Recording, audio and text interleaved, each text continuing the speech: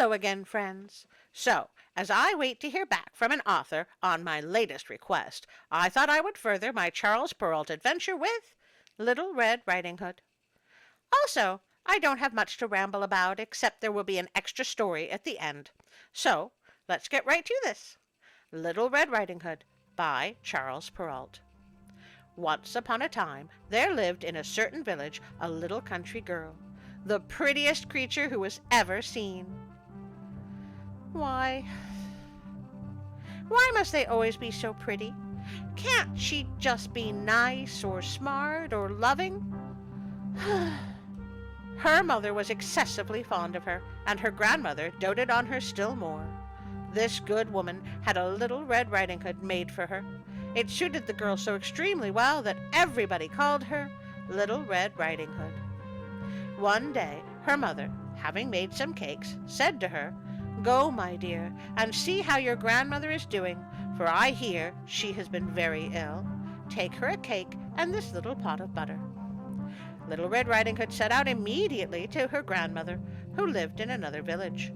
As she was going through the wood, she met with a wolf, who had a very great mind to eat her up. But he dared not, because some of the woodcutters working nearby in the forest. He asked her where she was going. The poor child, who did not know that it was dangerous to stay and talk to a wolf, said to him, "I am going to see my grandmother and carry her a cake and a little pot of butter from my mother." So the woodcutters would be upset if he ate her, but they are perfectly fine with him talking to her. Sure, why not? "Does she live far off?" said the wolf. "Oh, I say," answered Little Red Riding Hood, "it is beyond that mill you see there, at the very first house in the village." "Well," said the wolf, "and I'll go and see her too. I'll go this way and you go that, and we shall see who will be there first." This seems like a bad idea. The wolf ran as fast as he could, taking the shortest path, and the little girl took a roundabout way, entertaining herself by gathering nuts, running after butterflies, and gathering bouquets of little flowers. It was not long before the wolf arrived at the old woman's house. He knocked at the door. Tap, tap. "Who's there?" "Your grandchild, Little Red Riding Hood," replied the wolf, counterfeiting her voice, "who has brought you a cake and a little pot of butter sent you by my mother."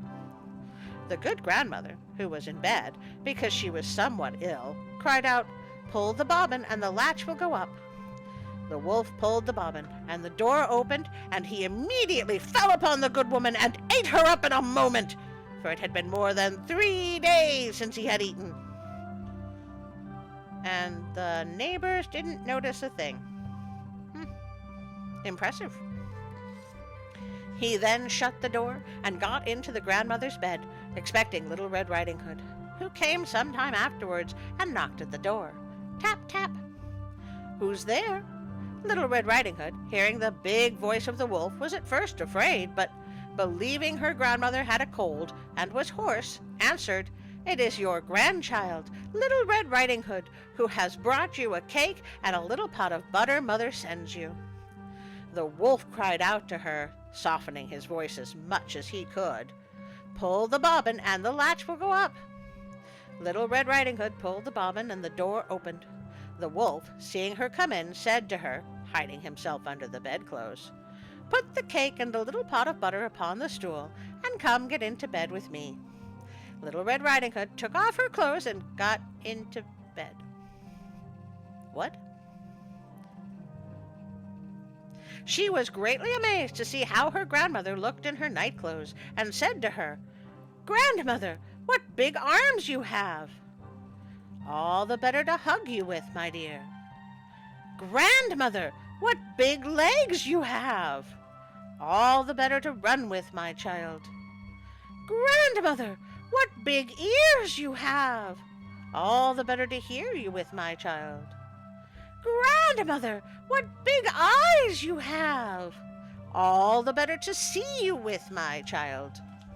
"Grandmother, what big teeth you've got!" "All the better to eat you up with." And saying these words, the wicked wolf fell upon Little Red Riding Hood and ate her all up.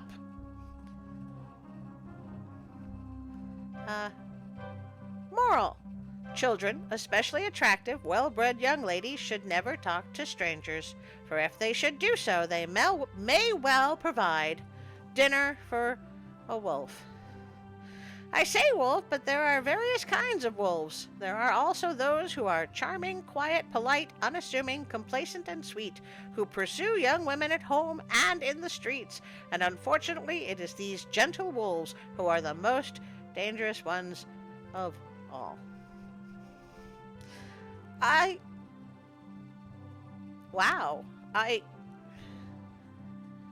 No woodcutter to save her? No last-minute baker? Charles Perrault was harsh.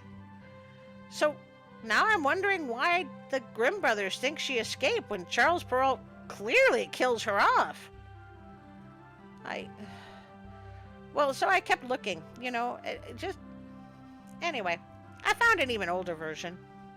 This one is an Italian fable, and it's believed to have been Mr. Perrault's inspiration for Little Red Riding Hood. So I thought I would see if she lives through that one. It's called La Finta Nonna, or in English, The False Grandmother.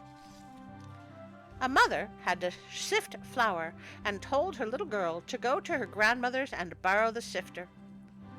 The child packed a snack, ring-shaped cakes and bread with oil, and set out. Oh, I love bread with oil. Now I'm hungry. She came to the Jordan River. Jordan River, will you let me pass? Yes, if you give me your ring-shaped cakes. Ah, a talking river! Wait a minute. Of course rivers talk. I grew up next to a lovely river. A little girl who speaks river! The Jordan River had a weakness for ring-shaped cakes, which he enjoyed twirling in his whirlpools. The child tossed the ring-shaped cakes into the river, and the river lowered its waters and let her through. The little girl came to the Rake Gate. Rake Gate, will you let me pass? Yes, if you give me your bread with oil. Ah, a talking Rake Gate! The Rake Gate had a weakness for bread with oil, since her hinges were rusty, and bread with oil oiled them for her. The little girl gave the gate her bread with oil, and the gate opened and let her through. She reached her grandmother's house, but the door was shut tight. Grandmother, come let me in. I'm in bed sick. Come through the window. I can't make it. Come through the cat door. I can't squeeze through. Well, wait a minute, she said, and lowered a rope, by which she pulled the little girl up through the window. The room was dark. In bed was the ogress, not the grandmother, for the ogress had gobbled up grandmother all in one piece from head to toe, all except her teeth, which she had put on to stew in a small stew pan, and her ears, which she had put on to fry in a frying pan. Okay, gross. Grandmother, Mama wants the sifter. It's late now. I'll give it to you tomorrow. Come to bed. What is it with these tales and trying to get little girls in bed? You know what? No, wait. On second thought, I really don't want you to tell me. Grandmother, I'm hungry. I want my supper first. Eat the beans boiling in the boiler. In the pot were the teeth. The child stirred them around and said, Grandmother, they're too hard. Well, eat the fritters in the frying pan. In the frying pan were the ears. The child felt them with the fork and said, Grandmother, they are not crisp. Well, come to bed. You can eat tomorrow. The little girl got into bed beside Grandmother. She felt one of her hands and said, Why are your hands so hairy, Grandmother? Okay, that's kind of a rude question. Old people just sometimes grow hair. From wearing too many rings on my fingers. She felt her chest. Why is your chest so hairy, Grandmother? And every last inch of me's covered with hair. From wearing too many necklaces around my neck. She felt her hips. Why are your hips so hairy, grandmother? Because I wore my corset too tight. She felt her tail and reasoned that, hairy or not, grandmother never had a tail. Yeah, that does seem suspicious. That had to be the ogress and nobody else. So she said, Grandmother, I can't go to sleep unless I first go and take care of a little business. Grandmother replied, Go do it in the barn below. I'll let you down through the trapdoor and then draw you back up. The ogress tied a rope around her and lowered her into the barn. The minute the little girl was down, she untied the rope and in her place attached a nanny goat. Are you through? Asked Grandmother. Just a minute. She finished tying the rope around the nanny goat. There, I finished. Pull me back up. The ogress pulled, and the little girl began yelling, Hairy ogress! Hairy ogress! Very rude. She threw open the barn door and fled. The ogress kept pulling, and up came the nanny goat. She jumped out of bed and ran after the little girl. When the child reached the rake gate, the ogress yelled from a distance, Rake gate! Don't let her pass! But the rake gate replied, Of course I'll let her pass. She gave me her bread with oil. You know, this feels like a way to escape Baba Yaga. When the child reached the Jordan River, the ogress shouted, Jordan River, don't you let her pass! But the Jordan River answered, Of course I'll let her pass. She gave me her ring-shaped cakes. When the ogress tried to get through, the Jordan River did not lower his waters, and the ogress was swept away in the current. From the bank, the little girl made faces at her. And another abrupt ending. What is it with today's?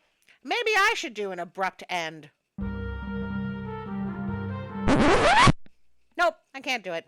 I need to say thank you and ask you to like, share, and subscribe. If you haven't already, please use the notification bell. Thank you, Pixabay.com, for, well, everything. If you would like to support me on Patreon, Instagram, or Facebook, there are links in the description. And finally, if you're still watching, thank you, my friends, for joining me. It seems like there are just a few of us, and I cherish you all. Thank you. Now for a special thank you to my Patreon friends.